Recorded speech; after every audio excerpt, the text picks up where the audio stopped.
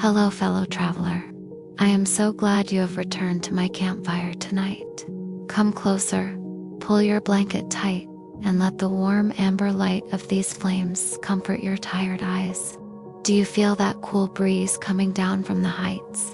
If you look up, past the dark pines, you can see the shadow of the great mountain peak, standing tall under the stars.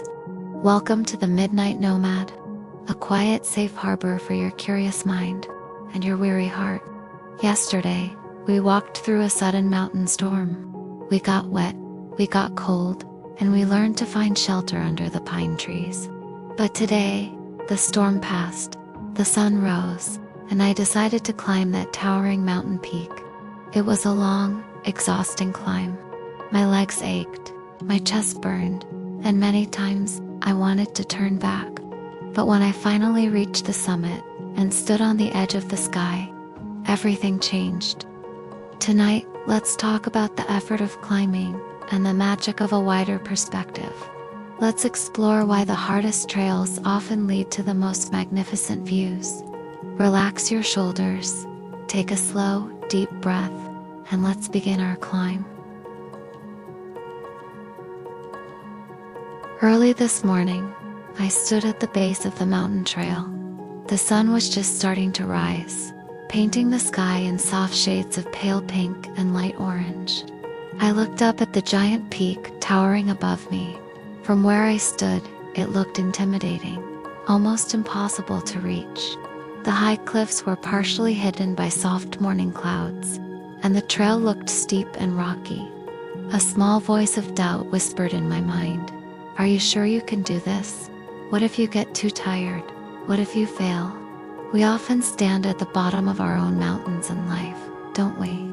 We look at a huge goal like learning a new language, starting a new career, or healing from a heavy burden. The journey ahead looks so long and so steep that we feel small and powerless. We feel afraid to even take the first step. But the only way to reach the top of any mountain is to stop staring at the peak and start looking at the ground right in front of you. I adjusted the straps of my backpack, took a deep breath, and stepped onto the trail. At first, my body felt energetic and fresh. The air was cool, and the path climbed gently through a quiet forest of birch trees. The leaves were dancing in the morning breeze, and the ground was covered in soft green moss. I felt excited. The climb seemed easy, and I walked with a fast, confident pace. But after 20 minutes, the gentle path disappeared. The trail became steeper, and the smooth dirt was replaced by loose, sharp stones. My boots began to slide slightly with each step, and my heart rate began to increase. The initial excitement of the beginning started to fade, replaced by the reality of physical effort. This is a natural part of any journey. When we start something new, we are fueled by excitement. But soon the honeymoon phase ends and the real work begins. The trail becomes steep and the progress feels slow.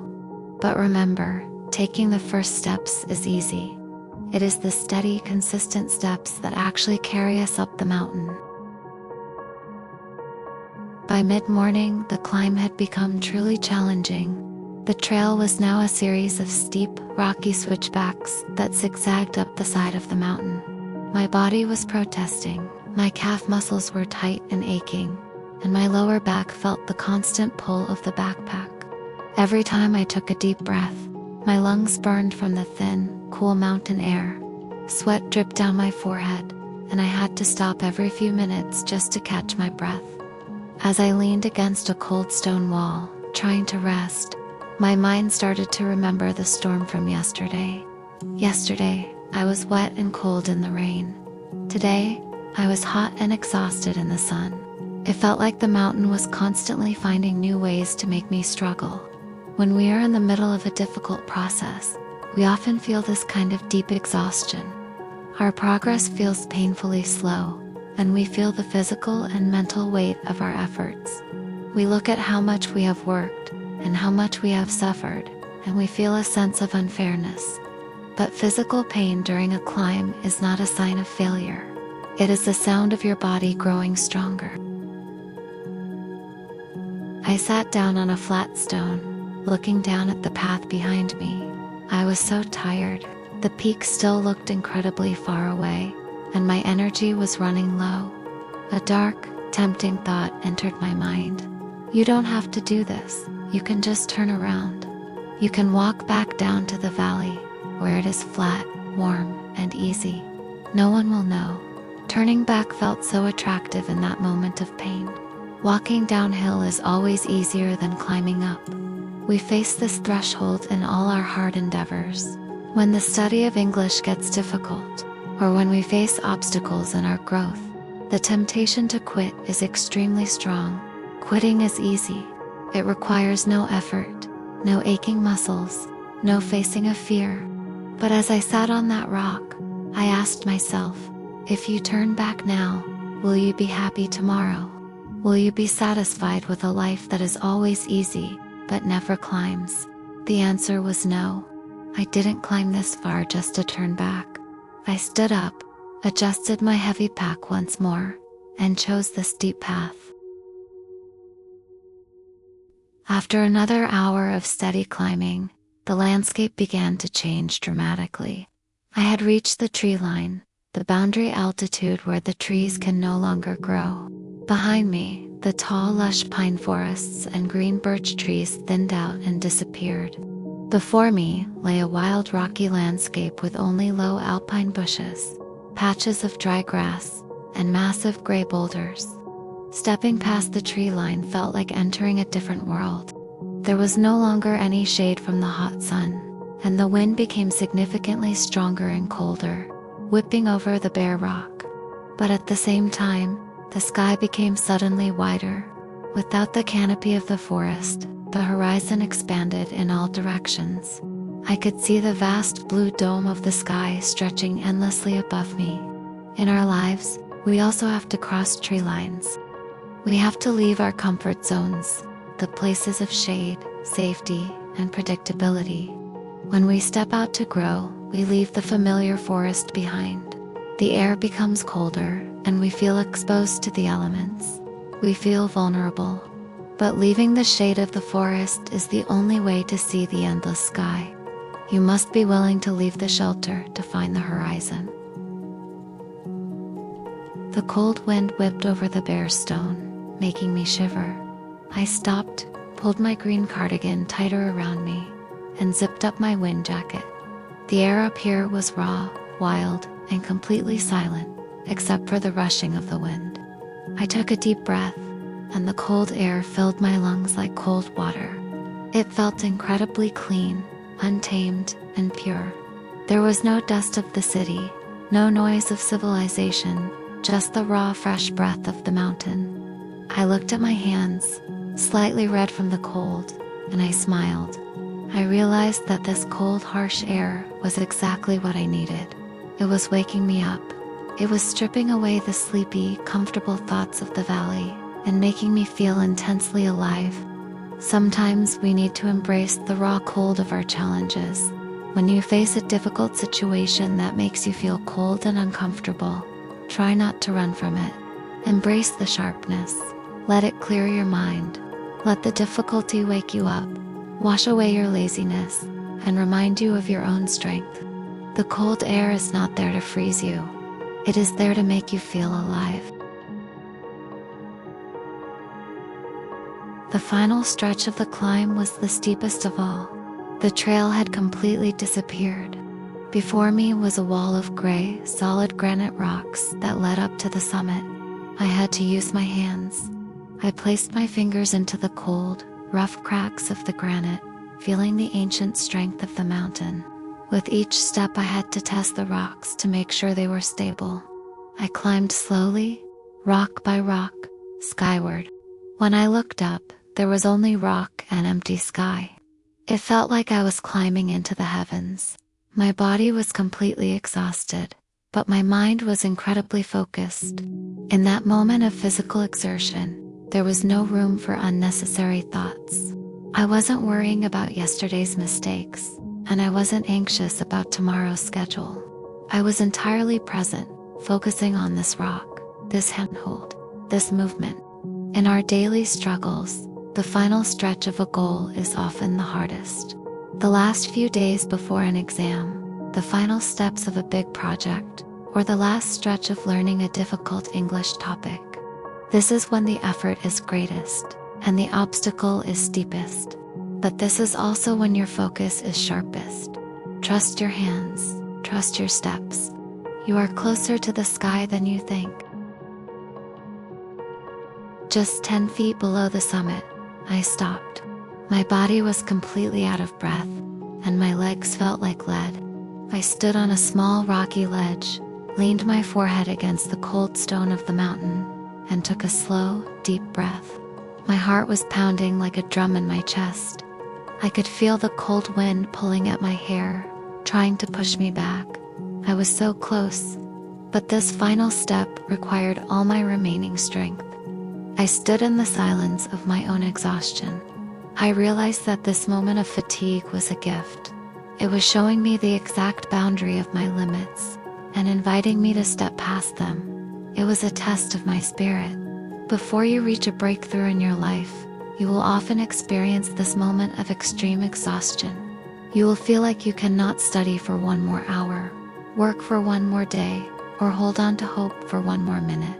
You will stand just 10 feet from your summit, feeling completely empty. But do not turn back now. Do not stop. Take one last, deep breath. Gather all your love, all your courage, and all your persistence into your feet. You are just one step away. I pulled my body over the final granite ledge and stood up. Suddenly, the climbing stopped. The steep rock ended, and I was standing on a flat, wide plateau of stone. I walked slowly to the edge and gasped. The world opened up in a way I had never seen before. Below me, the entire valley was laid out like a magnificent green and gold tapestry. The massive dark green pine forests looked like soft emerald carpets. The winding river we sat by yesterday looked like a tiny sparkling silver ribbon curving through the landscape. Massive lakes lay like small blue mirrors on the earth, reflecting the clouds. In all directions, mountain peaks rose like waves in a giant ocean of stone, their peaks dusted with white snow. The sky above me was a deep, boundless blue, and I was so high that some white clouds were floating below me, drifting slowly over the green valleys. The sudden expansion of space was overwhelming. My eyes watered from the beauty, and my chest felt the sudden, profound lightness. All the pain in my muscles, all the burning in my lungs, and all the doubt in my mind vanished instantly. It was replaced by a deep, silent awe. I had stepped out of the narrow trail and onto the roof of the world. I closed my eyes, spread my arms wide to the sides, and turned my face toward the sky. The cold, powerful wind of the summit rushed over my body, lifting my hair and blowing through my green cardigan. It felt like a physical embrace of the earth.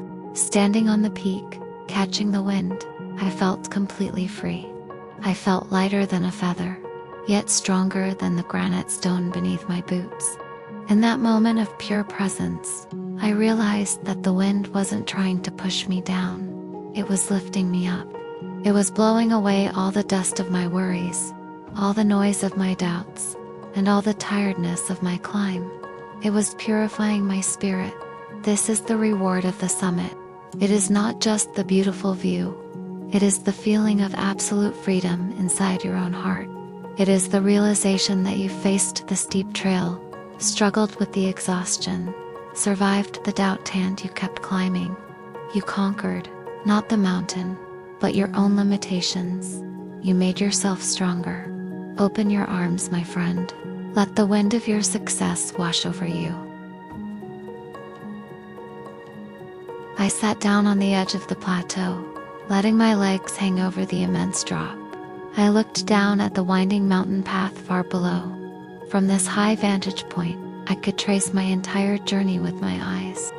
I saw the tiny valley where I stood this morning, looking up in fear. I saw the steep rocky slopes where my muscles had ached so badly.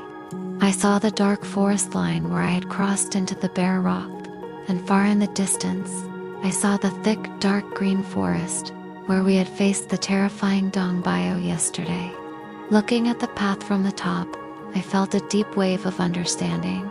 When I was on the trail, each of those places felt like a struggle. The storm felt like a punishment. The steep trail felt like an obstacle. The fog felt like a trap. But from the summit, those difficulties didn't look like enemies anymore. They looked like necessary, beautiful steps of a grand design. I realized that if the trail had been flat, I wouldn't be standing here.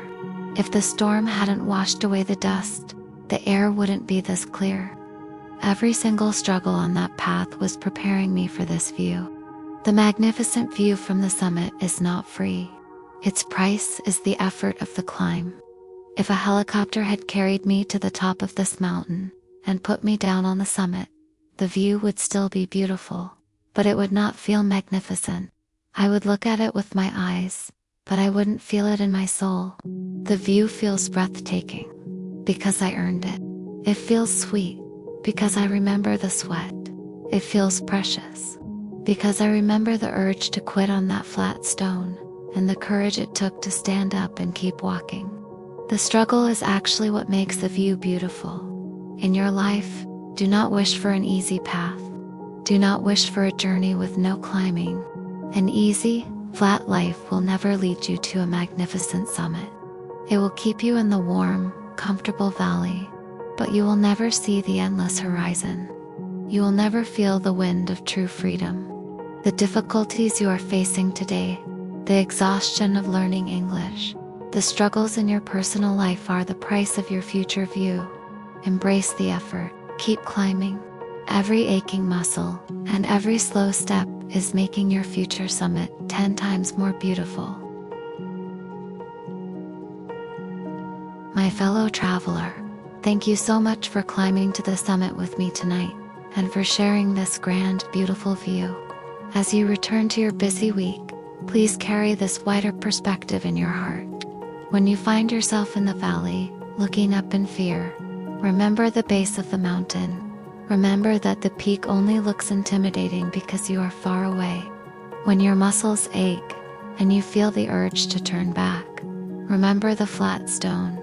Ask yourself, will I be happy tomorrow if I quit today? And find the courage to take just one more step. And when you finally cross your tree line and feel the raw, cold wind of uncertainty, do not run. Open your wind jacket, take a deep breath, and let the difficulty wake you up. You are climbing a beautiful mountain, my friend. Be gentle with yourself. Trust the effort. Trust the sweat. The summit is waiting for you, and the view will be magnificent. Now, it is time to close your eyes. Let the quiet night song of the mountain soothe your mind, and fall into a deep, peaceful sleep. Wherever you are in this wide, beautiful world, sleep well and dream of summits. Good night, friend. Until our next campfire.